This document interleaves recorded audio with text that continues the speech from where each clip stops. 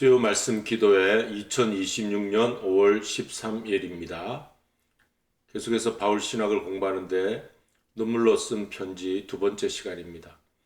사도 바울이 자신을 비난하는 유대주의자들을 향해서 그의 편지에 이런 11가지의 그 자신을 향해 비난하는 이야기들을 대하여서 자기 변호한 그런 내용이 고린도후서 10장, 13장, 10장, 11, 12, 13장이 눈물로 쓴 편지라 그렇게 이름을 붙이게 되었습니다.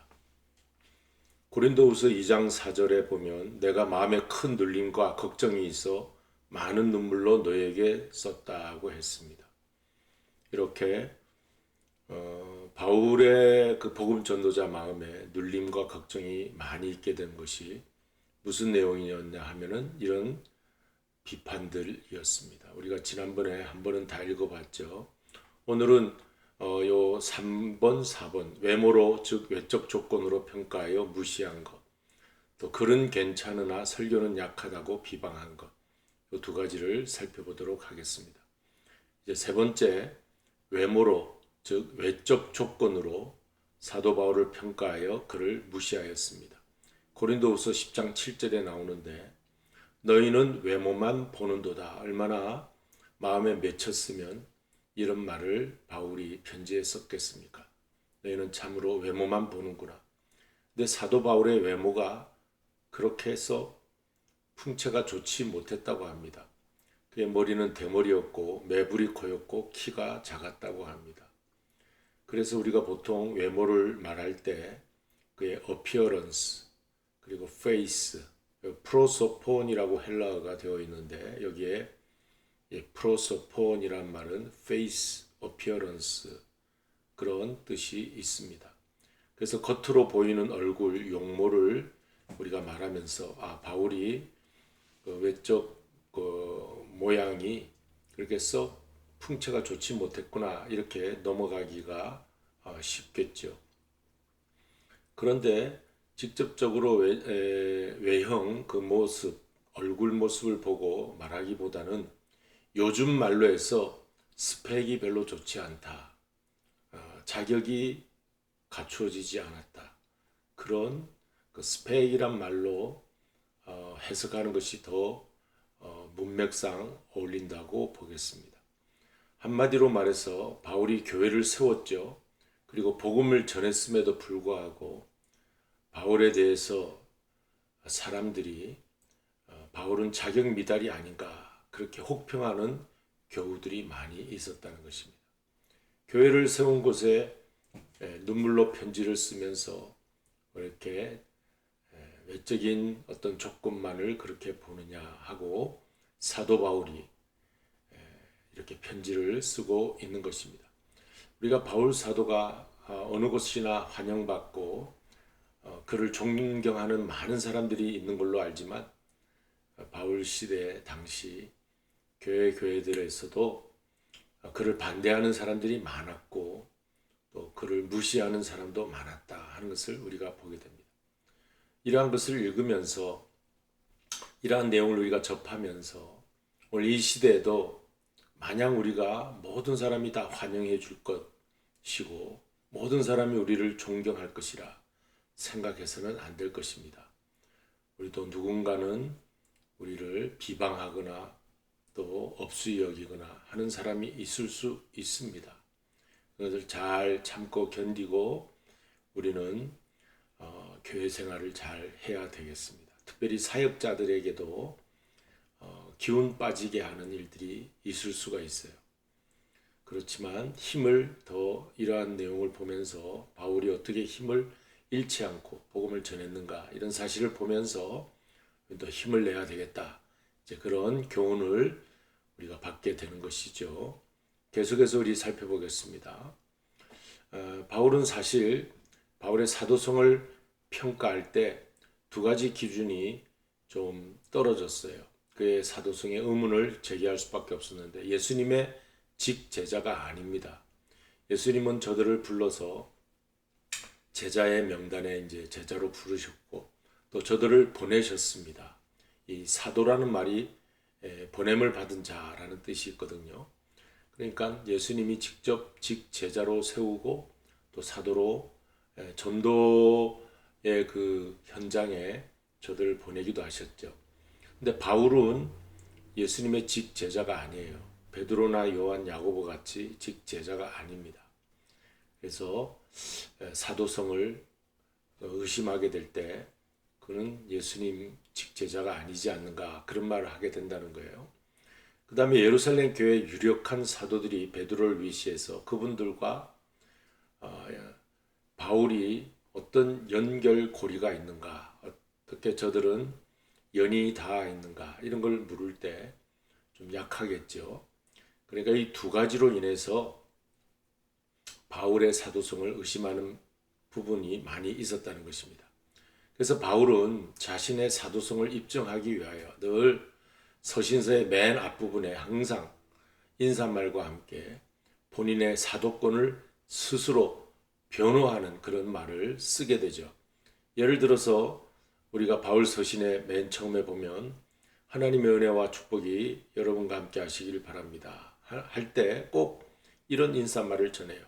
하나님의 부르심을 받아 예수 그리스도의 종된 나 바울은, 이렇게 자기 스스로가 하나님의 보냄을 받은 사도인 것, 예수 그리스도의 사도된 나 바울이라고도 하고 좀 더 겸비한 표현으로 예수 그리스도의 종된 나 바울은, 어쨌든 자기가 하나님으로부터 보냄받은 자다.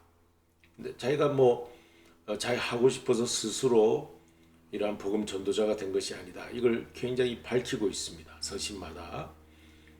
왜냐하면 이런 반대 급부가 있으니까 그런 거죠. 그러니까 바울 사도의 사도권, 사도성을 이렇게 의심하는 주체들이 있으니까 그것을 잠재우기 위해서 항상 이렇게 자신을 입증하는 표현을 하고 있습니다. 또한 고린도후서 3장 1절에서 보면 교인들이 바울의 사도 인증서를 좀 보내달라, 바울이 사도인 추천서를 요구하는 그런 내용이 있어요. 그에 대해서 바울은 대답하는데 그 유명한 구절이 다음 이러한 구절입니다. 고린도후서 3장 2절에서 너희는 우리의 편지가 아니냐. 이 편지, 인증서, 추천서, 편지. 교인들이 당신 사도라면 예루살렘 교회에 인증서를 받아오시오, 추천서를 받아오시오, 이런 말을 아마 들은 것 같아요. 그래서 너희 자신이 우리의 편지인데 뭘 다른 추천 편지를 달라고 하느냐, 반문하는 구절입니다. 너희는 우리로 말미암아 나타난 그리스도의 편지니, 편지일 뿐만 아니라 그리스도의 편지다. 자, 이런 말을 이렇게 은유적으로 하고 있는 것은 바로 내가 여러분들이 편지가 되고 여러분들이 추천서가 되는 것이다. 이렇게 말하는 것입니다. 이 구절은 추천서를 보여달라고 하는 교인들의 요구에 대한 은유적인 바울 자신의 자문자답이라는 것입니다. 자, 그러면 무슨 내용이 1절에서 있었기에 2절, 3절에서 이런 말을 하고 있는가? 1절을 살펴보겠습니다. 1절에 우리가 다시 자천하기를 시작하겠느냐? 우리가 어찌 어떤 사람처럼 추천서를 너희에게 붙이거나 혹은 너희에게 받거나 할 필요가 있느냐? 바울의 말이에요. 바울이 이 추천서가 필요하지 않다는 거예요.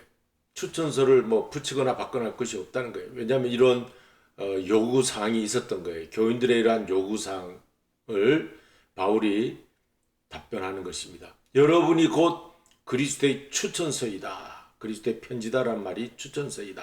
이 말이거든요. 그러니까 추천서나 인증서, 종이 조각보다는 여러분 자신이 그 열매이다. 내가 사도로서 복음 전한 열매가 당신들이다. 이보다 더 귀한 추천서가 어디 있느냐, 더 확실한 인증서가 어디 있느냐, 그 말입니다. 그러니까 우리는 이제 바울이 사도냐 아니냐, 그보다는 바울이 복음을 전하여 얼마나 많은 열매를 맺었느냐, 그것이 추천서에 인증이 된다는 말이죠. 사실 사도라는 말은 권위, 지위, 직책을 나타내는 말이기도 하지만 원래 뜻이 사도, 보내심을 받은 자예요. 보내심을 받은 자. 헬라어로는 아포스톨로스라고 합니다. 아포스톨로스. 아포라는 말이 앞으로, 스톨로스, 보냄받았다. 앞으로 보냄받은 자. 자, 이렇게 앞으로 보냄받은 자의 사도인데, 그런데 바울은 예수님 직제자도 아니지요.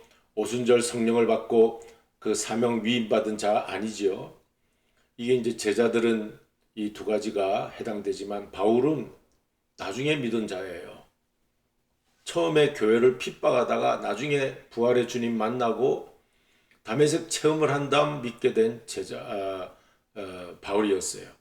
더구나 교회와 신자를 핍박하는 일에 악명을 떨치던 자였습니다. 개인적으로 극적인 회심, 부활의 주님을 뵙는 체험을 하였으나 사도의 자격을 스스로 주장하기에는 많이 부족한 게 사실이었습니다. 그리고 또 교인들이 그런 일들 때문에 믿어주지 않는 것이 큰 문제였어요. 그래서 자꾸 서신서에서 그는 나는 이러한 비방이 있음에도 굴하지 아니하고 나는 부활의 주님을 만났다.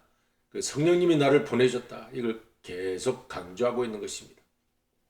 그래서 어쩌면 바울의 반대자들이 비난과 비방이 많이 있었지만 그런 적대 세력이 있었기 때문에 어쩌면 바울의 그 순수한 복음, 그 열정이 더 힘을 내고 더 힘차게 강하게 복음을 전했던 것이 아니겠는가. 그것이 더 복음 전하는 전도자의 모습이 강하게 비춰지는 것이 이런 비난과 비방의 문제가 있었기 때문이 아니었는가. 우리가 또 그렇게 살펴볼 수도 있는 것이죠.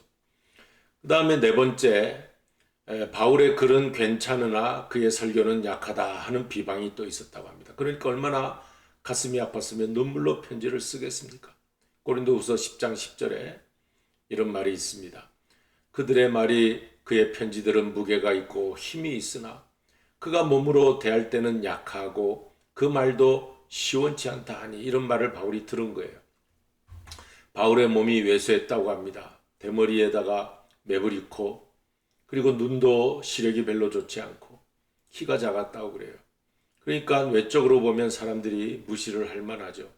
장대하고 그렇게 훤칠한 사람은 아니었던 모양입니다. 그러니까 실제 몸으로 대할 때는 약하다 이 말이에요. 실제 그를 몸으로 대할 때는 약하다 하는 말이었어요. 그 다음에 그 말도 시원치 않다. 그가 하는 말은 무슨 말이겠습니까? 복음 전하는 말이었죠. 오늘날로 치면 설교 전하는 말이었겠죠. 그 말도 시원치 않다 하는 말을 들었어요. 설교자에게 가장 치명적인 얘기는 설교가 은혜가 되지 않는다. 설교가 약하다.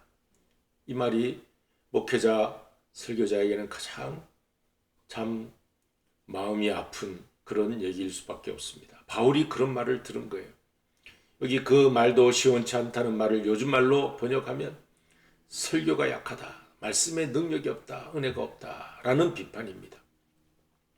설교자, 목회자, 목사님들은 설교 준비하느라고 그렇게 애를 많이 쓰는데 주일 강단에서 말씀을 전하였으나 아무도 은혜 받지 못하고 다들 졸고 앉아 있거나 그러면 설교자가 마음이 많이 무너지게 되죠. 내가 너무 말씀을 잘 못 전하는구나. 이제 그럴 때 참 이제 목회자에게 가장 비참한 시간이 있게 되는 것입니다. 사도 바울이 바로 그런 말을 들은 거예요. 글을 잘 쓰는데 그의 설교는 형편이 없다는 말이에요. 근데 사실 이 말이 시원치 않다는 것도 꼭 설교가 은혜가 안 된다, 능력이 없다는 것도 우리가 그렇게 해석해서 알 수 있지만 바울의 언변에 있어서 그가 혹 고향을 떠나 다수에서 이제 바울이 그 이스라엘 팔레스틴 땅 그러니까 예루살렘이나 이런 곳을 살지 않고 이방 지역 다수에서 그가 출생하고 자랐습니다. 그러니까 그 헬라 지역에서 자랐어요. 그러니까 바울이 히브리 말도 잘하지만 헬라 말도 잘하는 사람이에요. 둘 다 잘했으면 완전히 하나는 완벽하게 하지는 못하는 거죠. 그러니까 우리 1.5세 혹은 2세 아이들이 영어 하나만 잘하든지 한국어 하나만 잘하든지 해야 되는데 이중 언어를 하면 둘 다 잘 못할 때도 있어요. 그래서 바울이나 모세도 마찬가지예요. 모세도 히브리의 자식이었지만 애굽 땅에서 공주의 궁중에서 자라기 때문에 애굽 말을 썼어요. 40될 때까지. 그러니까 유모 그 친어머니죠. 요게벳의 품 안에서 모세가 히브리인의 훈련을 받았지만 모세도 또 애굽 땅에서 공주와 함께 지나다 보면 바로 공주죠. 이렇게 말이 어눌해질 수 있어요. 애굽 말을 해야 되니까. 그러니까 이중 언어를 한 것은 아니었을까 이런 생각도 하게 됩니다. 하지만 이중 언어다 하는 것은 변명이고 그의 설교가 시원치 않다. 말이 시원치 않다. 이 말을 들었어요. 바울이 외모도 별로 돋보이지 않고 스펙을 말하는 건지 진짜 그 외양을 말하는 건지 알 수 없으나 또 설교도 약하다 하는 이런 비방을 들었을 때 얼마나 마음이 무너졌겠습니까? 그래서 눈물로 편지를 쓰고 있습니다. 오늘 우리 시대 신앙생활을 하는데 우리 모든 사역자들 혹은 우리 사랑하는 집사님, 권사님, 장로님, 우리 직분자들도 우리가 이제 귀한 사역을 감당하고 봉사할 때 누군가 와서 비판하고 비방하고 우리를 힘을 잃게 만드는 어떤 말을 한다 할지라도 우리는 힘을 내야 되겠다는 거예요. 바울도 힘을 내지 않았습니까? 이런 비방이 있어도. 그러니까 우리 직분자들도 누가 뭐라고 하든 개의치 말고 힘을 내어서 우리가 마지막까지 달려갈 길 달려가야 되겠습니다. 현대 교회에서 자주 교회를 옮기는 신자의 변명 중에 하나가 목회자 설교가 시원치 않다. 설교의 은혜를 받지 못한다. 이게 제일 많다고 합니다. 그 다음에 우리 목사님 인터넷 설교자와 비교할 때 유명한 목사님들과 비교하는 그 작은 교회 목사님들이 많이 그런 비교당할 때 많이 의기소침해진다고 해요. 그래서 아무쪼록 우리 로고스 교우들께서는 이런 일들이 이 세상에 교회는 많이 있지만 우리 교회는 그러지 말아야 되겠죠. 그리고 우리 서로 간에도 비방하거나 또 이렇게 힘들게 하거나 그런 말을 하지 말아야 되겠죠. 바울은 이러한 일들을 많이 겪었습니다. 그렇지만 힘을 냈습니다. 우리도 힘을 내면서 주님 오시는 그날까지 마지막 달려갈 길 다 달려가시는 로고스 교 성도들 되시길 주님의 이름으로 축원드립니다.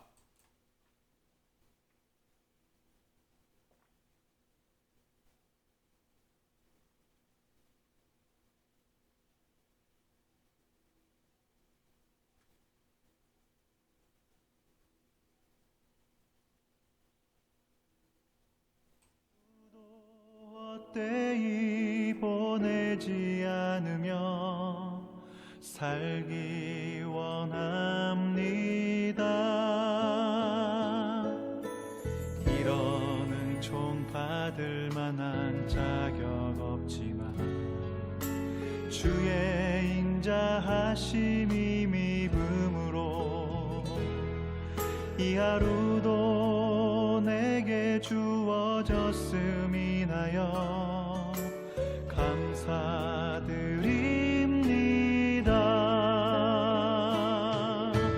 이 하루도 정직하게 하소서. 이 하루도 친절하게 하소서.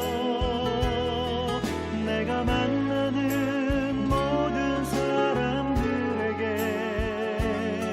자비를 베풀게 하소서.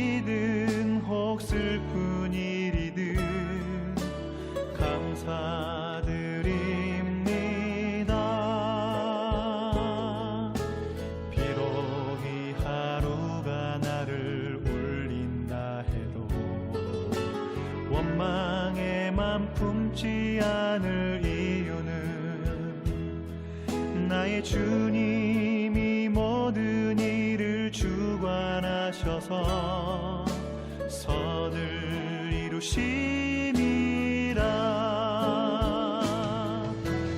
이 하루도 평화롭게 하소서.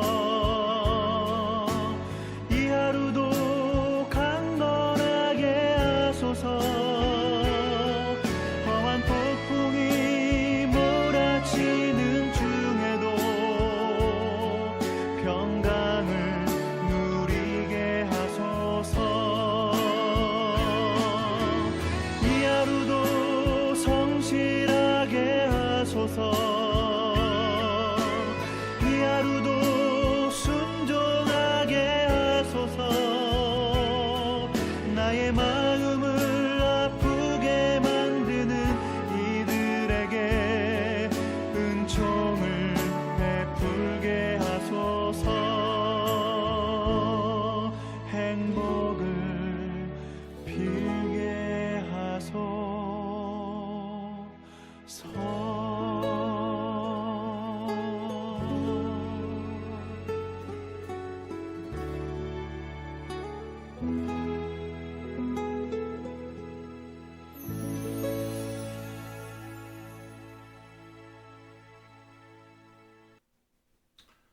주님 가르치 기도로 마치겠습니다. 하늘에 계신 우리 아버지여, 이름이 거룩히 여김을 받으시오며 나라의 임하옵시며 뜻이 하늘에서 이룬 것 같이 땅에서도 이루어지이다. 오늘날 우리에게 일용할 양식을 주옵시고 우리가 우리에게 죄 지은 자를 사하여 준 것 같이 우리 죄를 사하여 주옵시고 우리를 시험에 들게 하지 마옵시며 다만 악에서 구하옵소서. 대개 나라와 권세와 영광이 아버지께 영원히 있사옵나이다. 아멘.